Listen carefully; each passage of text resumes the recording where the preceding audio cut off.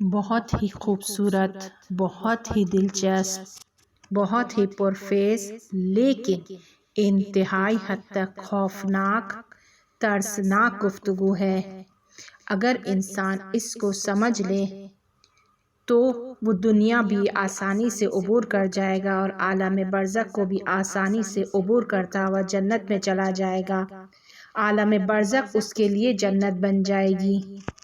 بہت ہی مفید گفتگو ہے۔ کوشش کیجیے کہ اس گفتگو کو بار بار سنیں، بچوں کو سنائیں، نوجوانوں کو سنائیں، گھر میں اسے اونچی آواز میں چلائیں تاکہ گھر کے تمام افراد مستفید ہوں، کیونکہ اگر یہ گفتگو سمجھ آ گئی تو زندگی میں کسی کو نصیحت کرنے کی ضرورت نہیں پڑے گی، کسی کو سمجھانے کی ضرورت نہیں پڑے گی۔ حق الناس کہیں بھی ضائع نہیں ہوگا۔ حق الناس بھی دو طرح کے ہیں، مالی اور غیر مالی۔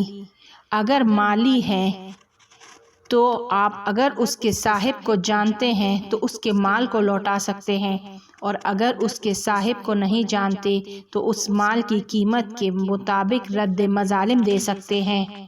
لیکن اگر غیر مالی ہے، یہاں پر ہم بدبخت ہو جاتے ہیں، کیونکہ ہم نے کسی کی آبرو کو خراب کر دیا۔ واپس لوٹانی پڑے گی، اصلاح کرنی پڑے گی کہ میں نے غلط کیا، کہ جو ایک ناممکن کام ہے۔ اور اگر ہم طرف کو جا کے بتاتے ہیں کہ ہم نے آپ کی اس طریقے سے عزت پامال کی ہے، ایک نیا فتنہ کھڑا ہوگا۔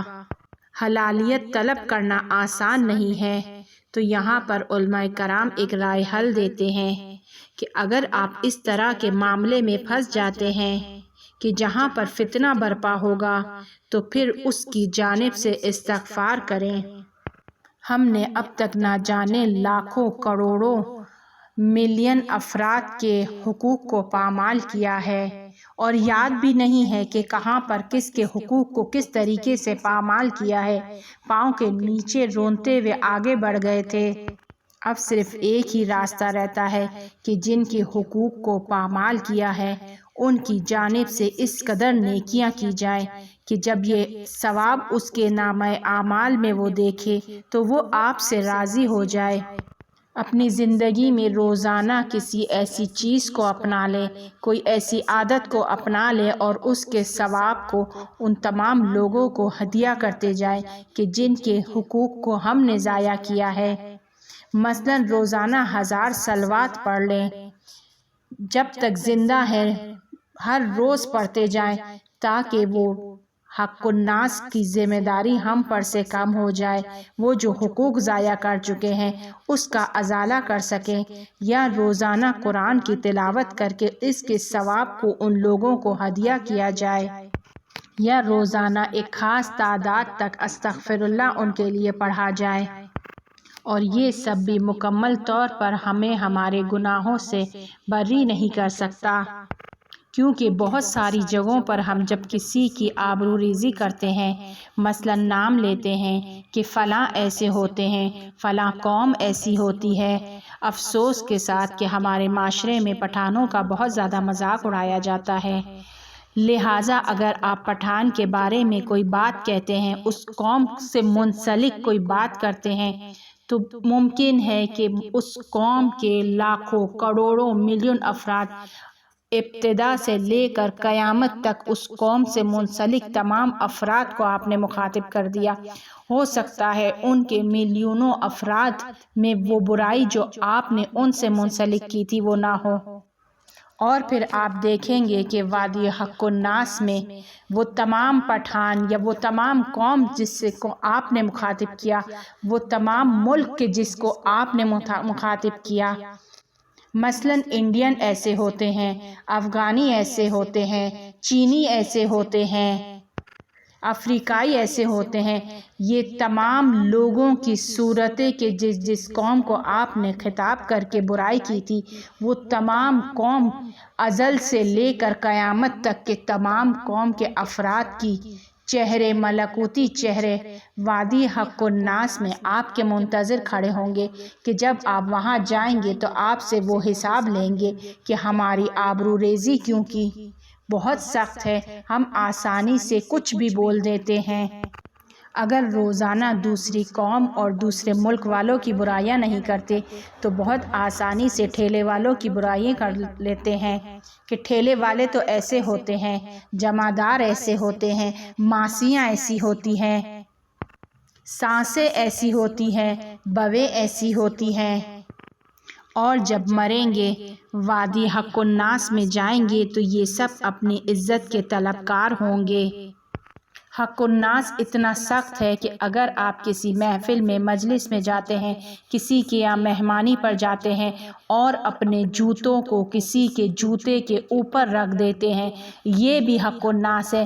اس جوتے کے صاحب کا وکیل وادی حق الناس میں آپ کا منتظر ہے۔ ایک شخص نے توبہ کی اور امام کے پاس آیا اور پوچھنے لگا کہ کیا میرے سارے گناہ معاف ہو گئے ہیں؟ امام خاموش ہو گئے۔ دوبارہ پوچھا کہ کیا میرے تمام گناہ معاف ہو گئے ہیں؟ میں نے توبہ کر لی ہے۔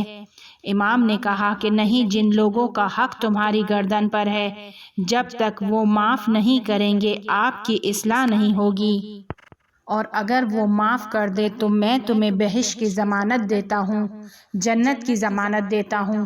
وہ شخص حکومت کے کسی ادارے میں کام کرتا تھا، بادشاہ کے پاس کام کرتا تھا، وہاں سے تحفے تحائف اسے ملا کرتے تھے، لوگوں سے تحفے تحائف لیا کرتا تھا، رشوت لیا کرتا تھا، اور پھر اس نے ان تمام کو واپس کیا۔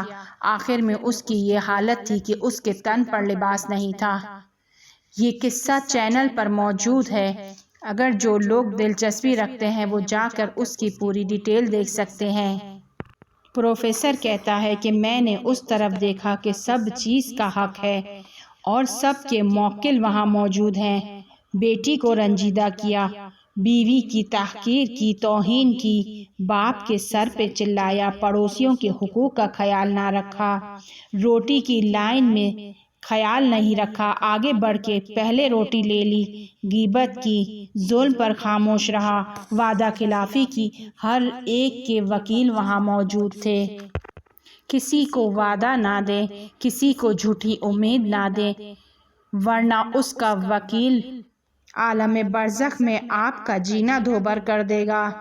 وہ تو ابھی مرا نہیں ہے کہ جس کے ساتھ آپ نے وعدہ خلافی کی ہے، لیکن اس کا وکیل وہاں پر موجود ہے۔ یہ خدا کا انصاف ہے۔ حق الناس بہت چھوٹی چھوٹی باتیں ہیں کہ جن کا ہم خیال نہیں رکھتے۔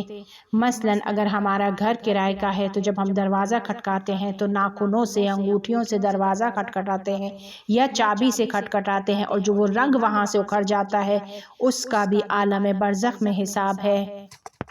کسی سے امانت کوئی کتاب لے کر آتے ہیں، اس کی جلد خراب کر دیتے ہیں، صفحہ خراب کر دیتے ہیں، اس پر کوئی چیز گرا دیتے ہیں، ان سب کا حساب کتاب ہے۔ ایک شخص جو عالم برزخ میں رکا ہوا تھا، اس سے پوچھا کہ آپ کیوں یہاں پر کھڑے ہیں؟ کہا ایک دفعہ دو افراد کے درمیان جھگڑا ہو رہا تھا اور پیسوں پر جھگڑا تھا۔ ایک کا کہنا تھا کہ 50 روپے بنتے ہیں، جبکہ اگلے کا کہنا تھا کہ نہیں 100 روپے مجھے دو۔ میں ان کے درمیان میں گیا، میں نے کہا کہ نہ تمہاری بات، نہ تمہاری بات، نہ 50 نہ 100، 75 کر لیتے ہیں، آپ اس کو 75 دے لو۔ ظاہر سی بات ہے اس معاملے میں ایک سچا تھا اور ایک جھوٹا۔ اگر سچا تھا تو اس کے 25 روپے ضائع ہو گئے، اور اگر جھوٹا تھا تو اس طرف کو 25 زیادہ چلے گئے۔ حقیقت کا معلوم نہیں تھا، اس نے جا کر فیصلہ کر لیا اور اب عالم برزخ میں پھنسا ہوا ہے۔ ہم اکثر سبزی، فروٹ یا کپڑے وغیرہ لیتے ہوئے دکاندار کے ساتھ زبردستی کا سودا کرتے ہیں۔ وہ 2000 قیمت بتاتا ہے، ہم آدھی کر کے 1000 بتاتے ہیں، اور پھر اسے مجبور کرتے ہیں کہ نہ تمہاری بات، نہ ہماری بات، نہ 1000 نہ 2000، 1500 بس لے لو، مجبور کرتے ہیں، اور وہ اپنے بچوں کے رزق و روزی کے لیے مجبور ہو جاتا ہے، دل سے راضی نہیں ہے۔ یہ سب عالم برزخ میں حق الناس کی وادی میں ہمارے منتظر ہوں گے۔ اس کے علاوہ ایک اور اہم بات، ہمارے یہاں گھریلو جھگڑوں میں خاندانی لوگ بیٹھ کر فیصلہ کرتے ہیں کہ جنہیں حقیقت کا کوئی اندازہ نہیں ہوتا، جبکہ فیصلے کا اختیار صرف اس کو ہے کہ جو مصیبت میں ہے، جس کے اوپر بیت رہی ہے، وہ خود اپنی مرضی سے فیصلہ کرے اور آپ سب اس کے فیصلے کا احترام کریں۔ لیکن ہمارے یہاں اکثر ایسا ہی ہوتا ہے۔ فوراً اگر کوئی میاں بیوی کا جھگڑا ہوتا ہے، خاندان کے لوگوں کو بٹھا دیا جاتا ہے، بڑے فیصلہ کرتے ہیں، یہاں پر طلاق کا فیصلہ سنا دیا جاتا ہے، یا زیادہ تر صورتوں میں مجبور کیا جاتا ہے کہ جب دماغ نہیں مل رہا، ایک دوسرے کو تحمل نہیں کر سکتے، لیکن کہتے ہیں کہ نہیں، اب جب کہ شادی ہو گئی، مجبور ہو ایک دوسرے کو تحمل کرنے پر، برداشت کرنے پر۔ نتیجہ کیا ہوتا ہے؟ 50 سال کی لڑائی، 40 سال کی لڑائیاں چلتی ہیں، 60 سال تک لڑائی چلتی ہے، اور ان لڑائیوں کو کون دیکھتا ہے؟ وہ جو فیصلہ کرتے ہیں وہ تو فیصلہ کر کے اپنے گھروں میں چلے جاتے ہیں، لیکن ان لڑائیوں کو یہ دونوں میاں بیوی اور بچے تحمل کرتے ہیں۔ دونوں مسلسل 50-60 سال ایک دوسرے کو تحمل نہ کرنے پر مختلف حالات پیدا ہوتے ہیں، مختلف گناہوں میں مبتلا ہوتے ہیں، وہ بچے صحیح تربیت نہیں پاتے۔ بچے مسلسل لڑائی والے ماحول میں جہاں انہیں پہنچنا تھا، جیسے انہیں ترقی کرنی تھی، نہیں کر پاتے، ان کی شخصیت میں کمی آ جاتی ہے، ان کے اندر بھی بہت سارے نقص جنم لیتے ہیں ان لڑائیوں کو دیکھ دیکھ کے۔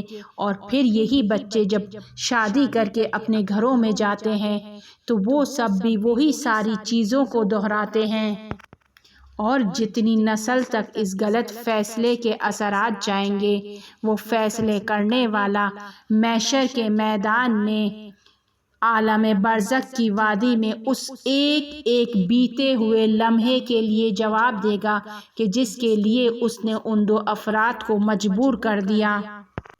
کیونکہ سب یہاں پر اپنی روح کے تکامل کے لیے آئے ہیں، لیکن مجبور کر کے لڑائی جھگڑے والے ماحول میں رہنے پر مجبور کیا، ساری زندگی لڑتے ہوئے گزاری، یہ دونوں تکامل تک نہیں پہنچے، ان کے بچے بھی ان کے اثرات کی وجہ سے تکامل تک نہیں پہنچے، اور پھر وہ اپنے اثرات کو اپنی نسل میں منتقل کریں گے۔ انتہائی سخت ہے کبھی بھی کسی کے لڑائی جھگڑوں میں، طلاق کے معاملات میں داخل نہ ہو، انہیں خود فیصلہ کرنے دیں کہ آیا وہ رہ سکتے ہیں یا نہیں رہ سکتے۔ اور پھر انتہائی افسوسناک بات کہ رشتہ کروانے یا دو افراد کے درمیان صلح کروانے کے درمیان بہت بڑے بڑے جھوٹ بول دیے جاتے ہیں کہ جو بعد میں کچھ عرصے کے بعد کھل جاتے ہیں، اور پھر ایک نئے فتنہ برپا ہوتا ہے۔ وہ افراد جو شادی کراتے ہوئے تعریفوں کے جھوٹے پل باندھ دیا کرتے ہیں، یا ایسی ایسی باتیں بیان کرتے ہیں کہ جو اگلے میں موجود ہی نہیں تھی، اور بعد میں دو زندگیاں، دو نسلیں، قیامت تک کی چند نسلیں تباہ ہوتی ہیں۔ ان سب کا ذمہ دار وہ شخص ہے کہ جس نے ان کی زندگیوں کو برباد کیا۔ کس طریقے سے اس کا ازالہ کر سکیں گے؟ جھوٹ بول کر شادی کروا دی، اب وہ دونوں مجبور ساری زندگی ایک دوسرے کو گھسیٹ رہے ہیں، گھسیٹ کے زندگی گزار رہے ہیں، ہزاروں مشکلات سے روبرو ہو رہے ہیں، سب کا حساب کتاب ہے، خطرناک حساب کتاب ہے۔ اگر کوئی ایک مشورہ دیتا ہے، پہلے اپنی بات پر غور کرے کہ وہ کیا کہہ رہا ہے، کیا مشورہ دے رہا ہے، پھر مشورہ دے۔ اتنا آسان کام نہیں ہے مشورہ دینا، کیونکہ اگر اگلے نے عمل کر لیا اور اسے نقصان ہو گیا تو آپ ذمہ دار ہیں۔ اسی طرح کلاس میں موجود تمام بچوں کو سمجھانا، درس کو اچھی طریقے سے، لیسن کو اچھی طریقے سے سمجھانا، ان کی ہیلپ کرنا ایک ٹیچر کے فرائض میں آتا ہے۔ اور اگر ٹیچر صحیح سے اس کام کو انجام نہیں دیتی، اس طرف سے والدین مجبور ہو کر اسے ٹیوشن بھیجتے ہیں، تو ان سب کی ذمہ داری اس ٹیچر کے اوپر آتی ہے کہ کیوں اس نے اپنی محنت کو صحیح سے انجام نہیں دیا، اپنے کام کو پوری ذمہ داری کے ساتھ انجام نہیں دیا، والدین کو مجبور کیا کہ بچوں کو ٹیوشن بھیجے۔ اور اس طرف خالی ٹیوشن نہیں ہے، بچے کا اس ٹیچر نے بہت سارا وقت ضائع کر دیا، اس کے والدین کا بہت سارا پیسہ ضائع کیا کیونکہ اپنے فرائض کو پورا نہیں کیا۔ ان سب کا حق الناس ہے۔ آپ نے چیٹنگ کر کے امتحان دیا، اس پر آپ کو ڈگری ملی، اس ڈگری پر آپ کو نوکری ملی کہ جو آپ کا حق نہیں تھا، اور اس نوکری سے آپ جتنی تنخواہ کما رہے ہیں حلال نہیں ہوگی، اور وہ نوکری آپ کا حق نہیں تھا، کسی اور کا حق تھا، اور وہ شخص اس نوکری تک نہیں پہنچا، ہزاروں مشکلات کو تحمل کر رہا ہے، وہ اس کے گھر والے، وہ سب آپ کے کھاتے میں جائیں گے، آپ کی گردن پر آئیں گے۔ بہت سخت ہے زندگی گزارنا، حق الناس انتہائی سخت ہے۔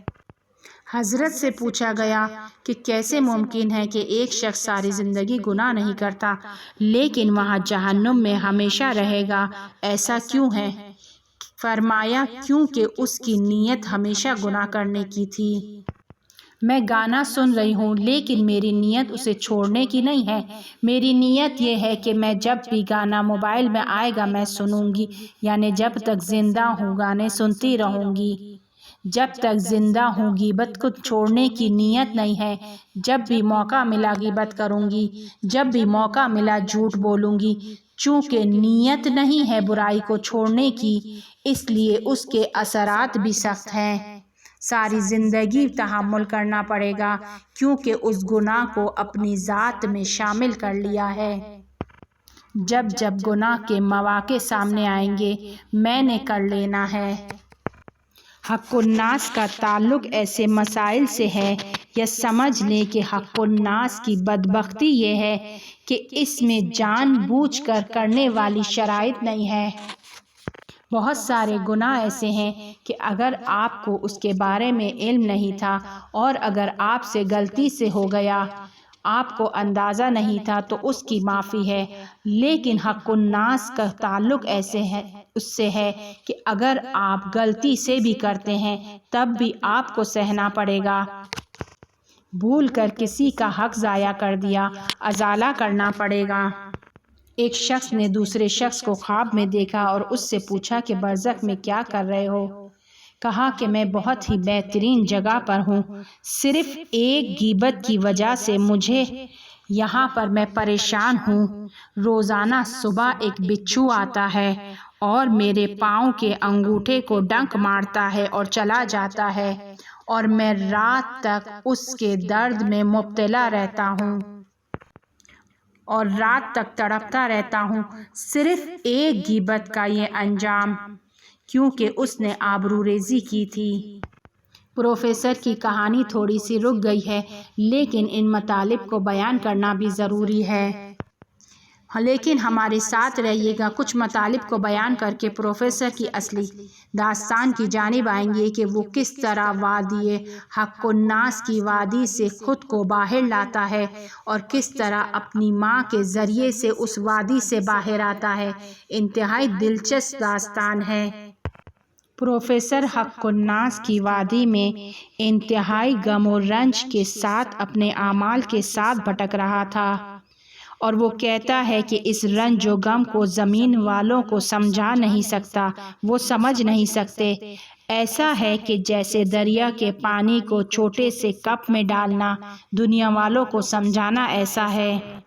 وہ کہتا ہے کہ میں نے ابھی تک وادی حق الناس میں آنکھ کو نہیں دیکھا تھا، وہاں پر آنکھ خود اندر تھی، خود میرے اندر تھی کہ جو میں اس دنیا سے لے کر گیا تھا۔ باہر کی آنکھ کو خاموش کیا جا سکتا ہے، دور ہوا جا سکتا ہے، لیکن اندر کی آنکھ کو کچھ نہیں کیا جا سکتا، نہ بجھایا جا سکتا ہے، نہ اس سے فرار کیا جا سکتا ہے۔ آپ جہاں جائیں گے وہ آپ کے اندر موجود ہے، آپ کو جلا رہی ہے۔